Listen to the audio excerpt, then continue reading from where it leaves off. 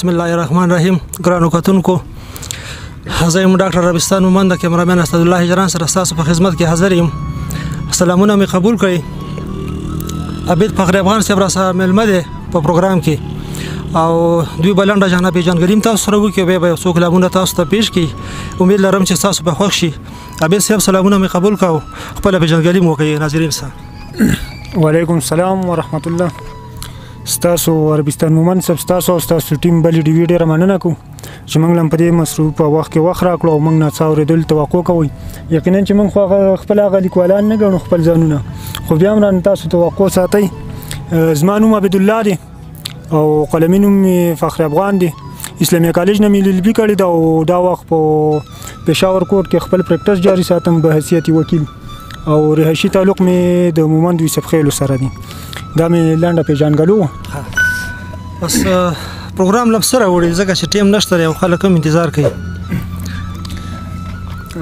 مننه. د خبر وراتیر شو. یو دوه بیته دی وایي د ویسل په جنت کې به مې غېږه کې رانغاړې، د ویسل په جنت کې به مې غېږه کې رانغاړې، درځم به د هجران د جهنمه لیونۍ، که تا د ماهیپر نه ټپه وکړه کابلی نو، که تا د ماهیپر نه ټپه وکړه کابلی نو، د راوړم په سندره له تورخمه لیونۍ. مننه. یو نوی کلام دی وایي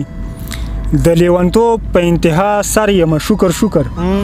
د لیونتوب په انتها سر یم شکر شکر، مینه کې داسې سر تر پا سر یم شکر شکر، او چې په مقصد مې د تخلیق پوهه شوم تاسو وینئ، چې په مقصد مې د تخلیق پوهه شوم تاسو وینئ، په خوشحالیو د دنیا اثر یم شکر شکر،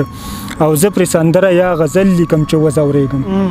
زه پرې سندره یا غزل لیکم چې وځورېږم،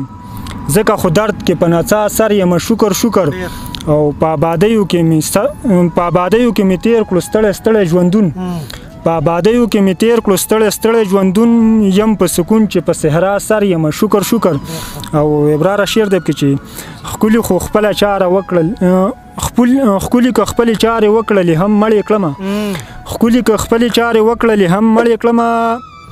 خپل لاش ته ناست یم په خندا سر یم شکر شکر، او تا که د مینه بلا کړې زه مکتب یې ګڼم، تا که د مینه بلا کړې زه مکتب یې ګڼم، ناصحه زه په دې بلا سر یم شکر شکر،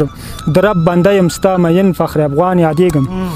د رب بنده یم ستا مین فخر افغان یادېږم، د رب نه پس ستا په ثنا سر یم شکر شکر. که اجازه وي یو مختصر کلام به بل دغه کړو.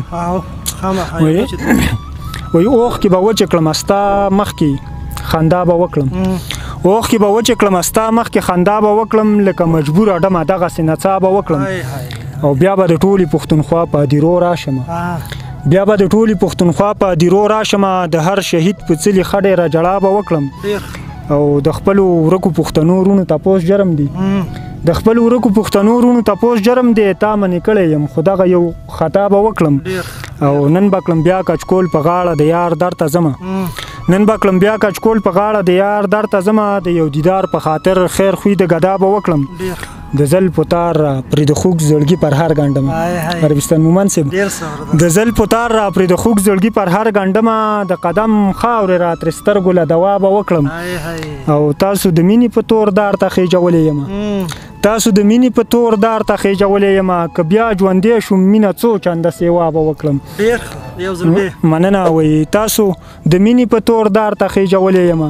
که بیا ژوندی شوم مینه څو چنده سیوا به وکړم، ما چې کوم څه درلوده ټول مې هم په تا بایللي، ما چې کوم څه درلوده ټول مې هم په تا بایللي، فخر افغان وایي نور څه غم د دنیا به وکړم. ډېره مننه. کلام کوي وګوره ته.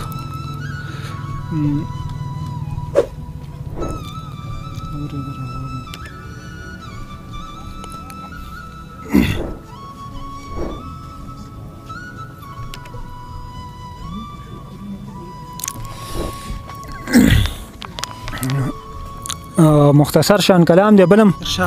بدنام شوی دی په مینه خاص وام یم،